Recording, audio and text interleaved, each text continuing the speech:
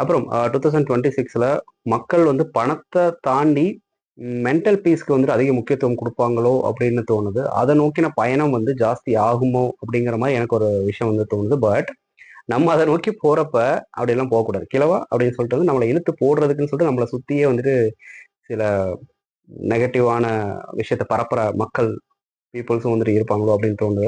வச்சிருப்பேன் என்னன்னா, ஹாப்பினஸ் அப்படிங்கிறது வந்துட்டு முக்கியம் கிடையாது. பீஸ் அப்படிங்கிறது தான் முக்கியம். ஹாப்பினஸ் அப்படிங்கிறது டெம்பரவரி. இன்னைக்கு வந்து நீ சந்தோஷமா இருக்கலாம், நாளைக்கு நீ சந்தோஷமா இருக்க முடியுமா அப்படிங்கிறது கொஸ்டின். ஓகேவா?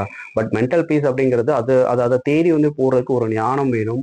அதை தேடி போறதுக்கு ஒரு ஒரு எக்ஸ்பீரியன்ஸ் வந்துட்டு நிறைய வேணும். நிறைய ஜெயிக்கணும், நிறைய தோக்கணும், நிறைய அழணும், நிறைய கீழே விழணும், நிறைய இந்த முதுகுல குத்து வாங்குறதுன்னு இருக்குல்ல, அந்த மாதிரி விஷயங்கள்லாம் வாங்கணும். ஸோ இப்படி நிறைய தோத்து தோத்து தோத்து தோத்து அப்படி பழக்கப்பட்ட அப்படி ஒரு மோல்டான ஒரு மனுஷனால மட்டும்தான் பீஸ் அப்படிங்கிறது வந்து தனக்கு ஒரு இண்டிவிஜுவலுக்கு வந்து எங்க இருக்கு அப்படின்னு சொல்லிட்டு அவனால கண்டுபிடிக்க முடியும். அதை நோக்கி தான் அவனுடைய பயணம் வந்து போகும்.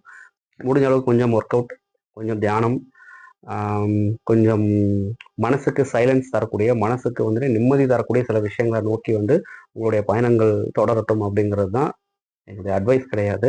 நான் அப்படிதான் பண்ணிட்டு இருக்கிறேன். பிடிச்சதை பண்ணுங்க.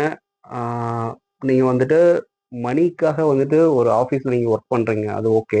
பட் அதை தாண்டி வந்துட்டு பேஷன்னு சொல்லிட்டு ஏதாவது ஒன்று வச்சுக்கோங்க. அந்த பேஷன்னால் உங்களுக்கு இன்கம் வந்ததுன்னா அது இன்னமும் சூப்பர். அந்த பிடிச்ச விஷயத்த வந்து நீங்கள் பண்ணி பாருங்கள். அது ஒரு ஹாப்பினஸை தரும்.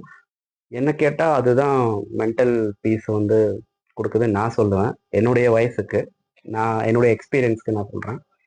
ஸோ யா 2026ல் வந்து நான் ப்ரெடிக்ட் பண்ணுற விஷயங்கள் எல்லாமே வந்துட்டு இதுதான். இதை தாண்டி நிறைய டெக்னாலஜி மாற்றங்கள், இல்லை மற்ற என்ன சொல்கிறது, சில டிசாஸ்டர்ஸ் இந்த மாதிரி விஷயங்களுமே வந்துட்டு வரலாம். அதெல்லாம் வந்து நம்ம கையில் கிடையாது. பட் நான் ப்ரெடிக்ட் பண்ணுற விஷயங்கள் எல்லாமே இதுதான். இதை பற்றின ஒரு ஒரு டாபிக் தான் நம்ம பேசணும்னு நினச்சேன்.